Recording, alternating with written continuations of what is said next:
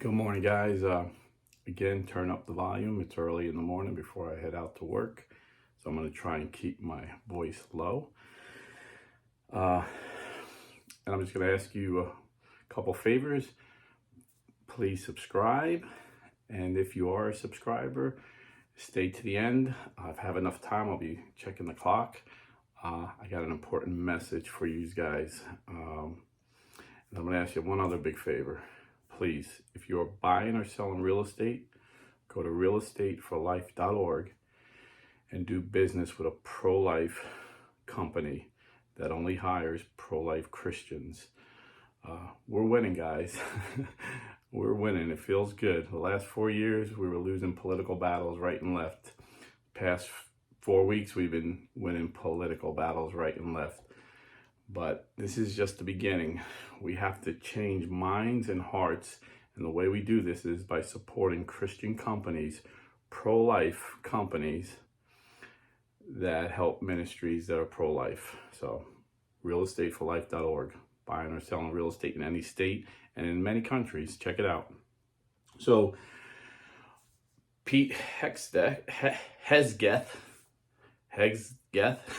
our new Secretary of Defense, who I love, I just a video of him from 2018 speaking to some Jewish leaders just resurfaced, and I'm going to give you a quote. But before I explain what Secretary of Defense is talking about, I just want to say I'm thankful for this guy. You know, Biden had all these political stooges in. You know, there's people that serve in the military, but they're like political and they're liberal, and Obama like promoted the most liberal people to generals, and this is the fruit of it. You know, the last 4 years of Biden, and they used the military as a social experiment. Obama started allowing women into combat. Gays in the military can be open. Biden took it to the next level, giving free sex change operations to gay people. You know, a lot of people were joining just to get these free sex change operations. So I think in Biden's army, there was like 9,000 transgender, you know. So now we have a commander-in-chief, President Trump, who realizes what the military is for. And we have a Secretary of Defense who realizes what the military is for. You know, I just watched the video yesterday. I shared it with all my friends and my boss. My boss was like, Rob, I can't get enough of this video of a Marine captain motivating his Marines before they went into a deadly battle, a fierce battle. They were going to the deepest part of Afghanistan to take on the Taliban, and no one had been there yet. And he knew this was going to be a fierce battle, and a lot of people were going to get killed. And he told these Marines, you're going to breathe fire. You're going to breathe fire and kill the enemy. You're going to walk through the battle breathing fire. You're going to go to sleep breathing fire. You're going to wake up breathing fire. And you are going to F up the enemy. Now, this might sound harsh to a lot of you people that never served in the military, but this is the job of the military. No one hates war more than these warriors that have to do it. But if you do it, you have to do it to win, to protect the innocent. And the way you do that is you become as lethal as possible. The job of the military is to F up the enemy, to kill the enemy, and to breathe fire. Not this social program to see how many transgenders we can get in, how many women we can get in. And the captain said his job as captain, and in that battle, he got medals for bravery for saving his young Marines, because he said his number one job was to bring his Marines home to mom and dad.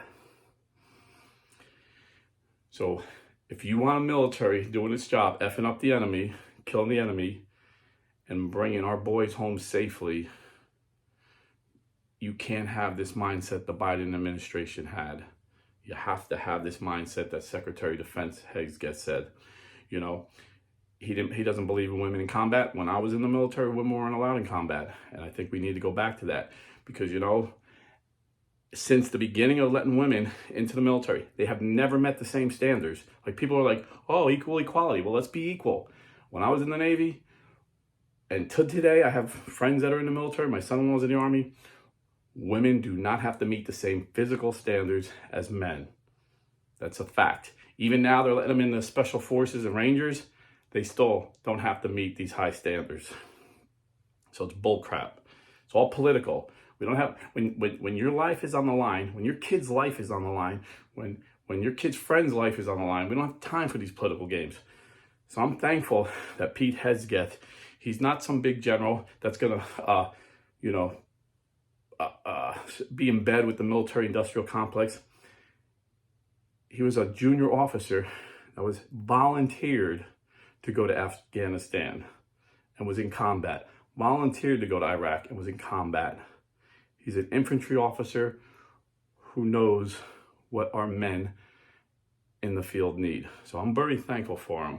So any criticism of him isn't of who he is. It's just his ideals I disagree with. So this is from the speech.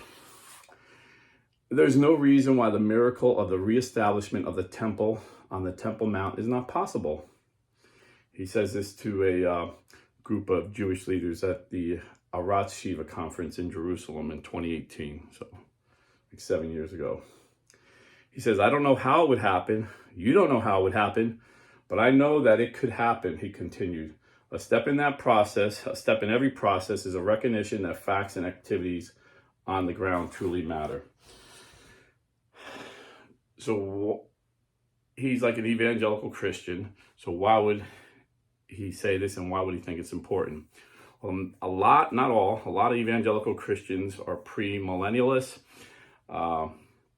It's a theory that got popular in the 20th century. It started out in the 1800s when a guy named John Nelson Darby, who led a cult called the Plymouth Brethren, had a dream and dreamt up the rapture doctrine.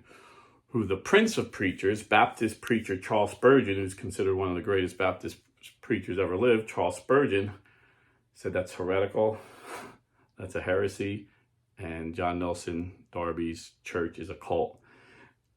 Dwight Moody, D.L. Moody, agreed. Said John Darby's rapture theory is heretical and his church is a cult. But then Scofield came out with his translation of the Bible, and it was a reference Bible, so he just pieced all these. It's like a puzzle, when people take things out of context and throw it all around and come up with this theology. So people that read that started believing this theology. And then it got really popular in the 1970s when Hal Lindsey became a millionaire with his book, The Late Great Planet Earth, and put all this together. So basically, I'm not going to go into the whole theology here, but basically they believe before Jesus comes back, the Temple Mount, the temple has to be rebuilt. So the first temple, I believe, was destroyed in 586 by the Babylonians. That was Solomon's temple. I think you can read about 2 Kings. I wrote it down, but I forgot to put my notes here. I don't know what I do with my notes. 2 Kings 25, if I'm not mistaken. You can read about how the Babylonians destroyed the temple. And then in 70 AD, the temple was destroyed just as Jesus prophesied it would be. And that was called Herod's temple, was referred to as Herod's temple. That was destroyed by the Romans. So some evangelicals believe before Jesus comes again, the temple has to be rebuilt and there'll be temple sacrifices again. So, which is heretical because there's only one sacrifice for sins, and that's the perfect Lamb of God. So that gets a little sketchy there. Some Christians, some evangelicals say, no, the sacrifice is just symbolic and they're just for the Jews or not. I don't know, but the Catholic Church doesn't take a position whether the temple will be built or not, and neither do I. Can they build a temple? Yeah, they might build a temple, who knows? But it's not going to have a salvation effect. There's one way to heaven, and that's through Jesus and his sacrifice on the cross. That's the Catholic position. And the Catholic position says Jesus is going to come back when Jesus wants to come back. There's a second coming. There's not a second coming and then a third coming. And like I said, this theology just takes scriptures from all over out of context and put them together. And smarter scholars than me have broken it down and showed how false it is. So I don't think that's going to, that's why he's saying it. And, like I said, I think Hegseth was a perfect pick for Secretary of Defense. He has what we need to lead our military back to greatness again and get away from all this wokeness, this ridiculousness that the Biden, the people that control Biden, because it's obvious, if it wasn't obvious 4 years ago to like most of us, now it's obvious to the whole world that he wasn't running things. He had a very woke people behind him running things. So Secretary Hegseth was the right guy for the pick. Now, why does he say this? Although I think he was a great soldier and he's going to make a great Secretary of Defense, he's not a great theologian. I mean, when you hear him, it's like, I used to love Rush Limbaugh when he talked politics, but whenever he talks theology, I'm like, dude, how could you be so smart politically, but so dumb religiously? It's like, stay in your lane. But so Pete has heard these and he probably just accept them. The church he goes to, that was started 20 years ago by somebody, who decided to start a church, probably preached it and it made sense to him and he didn't know his Bible well and just took it at face value. But the church that Jesus started 2,000 years ago tells us there's a second coming. There's not the third coming. And we don't need the Temple Mount for him to come back. Will it be built? The Catholic Church doesn't take a position either way. But does it need to be built? No. Jesus will come back when Jesus wants to come back. But why is it making news this week? Well, because last week Bibi Netanyahu came to the White House, first foreign leader to come to the White House, and Biden hated Netanyahu. The Democrats are very anti-Semitic, but they know they got a lot of Jewish voters, so they kind of play both sides. They speak out of both sides of their mouth. Donald Trump is full-throated supporting Israel 100%. And Bibi Netanyahu knows that. That's why he said, I said it before and I'll say it again. President Trump is the greatest friend of Israel. This is why they got bridges named after President Trump. This is why they got towns named after President Trump in Jerusalem. President Trump's favorable rating in Israel is like 90%. That's why it was so stupid for the Democrats to try and call him Hitler and to call us supporters of him Nazis. Because most people are like, dude, what do you think? We're stupid? It was bad enough you're telling us Biden is as sharp as a tack. Now you're telling us Donald Trump is a Nazi when his son-in-law is Jewish and his daughter Ivanka converted to Judaism. Come on, man. So that got people nervous. Like, oh yeah, they're gonna try and build a temple. And then he went on talking about Gaza, and and again, Trump. I said in my last video, Winston Churchill said, I'm not the best parishioner, but I'm the best protector of parishioners. And I believe that's with Donald Trump. He's not the best Christian. I don't think any of his supporters would characterize Donald Trump as a great Christian guy. But we all know he's been the greatest protector of us Christians his first 4 years, and he's taken it to a new level this 4 years. Because it's just common sense. Freedom of religion, Christians make this country great. It's just common sense to him. And so he just gave a common sense plan with Gaza. Gaza's destroyed. I mean, there's no electricity. There's no running water. You still got the savages, Hamas running around, torturing people, using babies as human shields. There's a lot of evil in there. So Trump comes up with a common sense plan instead of the same. And this is what's so great about Trump. He just doesn't just play these same political games over and over. And this is what politicians do. They don't want to solve problems. They just want to get rich off of them and get power off of them. He likes to solve problems. He's a very prideful guy. He wants to prove that he could solve this problem. And he came up with common sense. He's like, these people can't live there. They will suffer. You have these very wealthy Arab countries that are supposedly our allies, supposedly care about the Palestinian people. They need to take them in, and we'll help them out. We'll give them money. We'll build them homes. These people can live in a home with electricity, running water, and peace without Hamas using them as human shields. And while they're there, we'll rebuild Gaza. America will take control, rebuild it, and Trump's a builder. He knows how to get things done. We'll make it the Riviera on the Mediterranean, the Middle East, rather. And people went crazy. But it's just a common sense idea. You got to rebuild it. We're willing to rebuild it for these people. Israel is willing to help. And then they can come back unless they enjoy living in these other countries. They can come back to a beautiful land, not run by savage terrorists. Just a common sense plan. And people's heads are exploding, And I can get some conservatives, we don't believe that we should be the policemen of the world. But it is what it is. This would have never happened if Trump was president. But because we have to play the cards we were dealt with, Biden left the world a mess.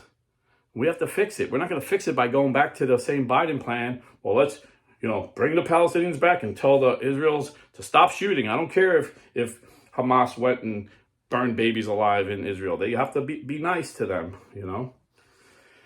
So just a common sense plan. I don't think President Trump is thinking about the second comment. I don't think he's thinking about Temple Mount. I don't think Pete Hegseth is talking about that. So just chill out and be thankful. We finally have a good president, which I think is a great president. And we have a great Secretary of Defense, and this is how Protestants think. But we got some good Catholics. We got some good Catholics. I mean, J.D. Vance is a great politician, but he's a baby Catholic. He doesn't know the faith very well. But Marco Rubio does know the faith well. He's Secretary of Defense. So things got to, he's got a big say. He's probably the second most powerful man in the world. Trump is the most, and the Secretary of Defense, a Secretary of State is considered like the second to most people. And Marco Rubio is a devout Catholic. I actually met Marco when he was running for president the first time. He was eating at a diner in my town, and my kids were waiting tables there, and they called me like, "Hey, Marco Rubio's here." So I ran over, and he was literally comes out, and he was dressed the same way I was. We both had polo shorts, and sneakers, and I was like, "Hey, Marco, I just want to say, I'm voting for you, and I'm supporting you." And he's like, "Hey, thanks, man." He goes, "We're gonna win." I said, "Yeah, we are." I thought he was gonna win too at that point. And he had his kids. He's talking to me as he's putting his kids in the car seat. And he had just like a minivan, like a used minivan, nothing fancy. And my son said he was just like the nicest, most humble guy. They weren't sure if it was him because he was just so normal. And he told me that his one of his relatives lived in our town, and he just went to my church for Mass that day. I'm like, "Oh man, I missed you. I went to Mass at the vigil." I was like, "Oh man, I could have been to church with Marco." And when I researched him, he was a charismatic evangelical like me, and then he converted to Catholicism. He's like a revert, much like me, and he knows his faith. So that's the Catholic that we need to be praying for to affect Trump. Everyone thought, J.D. Vance is Catholic, his wife is Catholic. They're like Catholics like Biden. Their politics are way better than Biden, but they're not like on fire, devout Catholics like I believe Marco Rubio is. So be thankful we got Marco Rubio, devout Catholic Secretary of Defense. J.D. Vance, great, smart, good man who's new to the faith, but I believe Marco disciples him and he'll get to know the faith better. Now you got two powerful guys influencing Trump and maybe influencing Melania to really take her faith serious. I don't judge anybody, but she came out and said she was pro-choice, and saying you're a pro-choice Catholic is an oxymoron. You can't be. So that's how I'm judging her faith. Not, I'm sure she does a lot of good things. In a lot of ways, she's a better Catholic than me, But I'm just saying the most important issue of our day, according to the United States Conference of Catholic Bishops, is abortion, and she's on the wrong side. So I said if I had time, I'd share something with you subscribers. So praise the Lord. The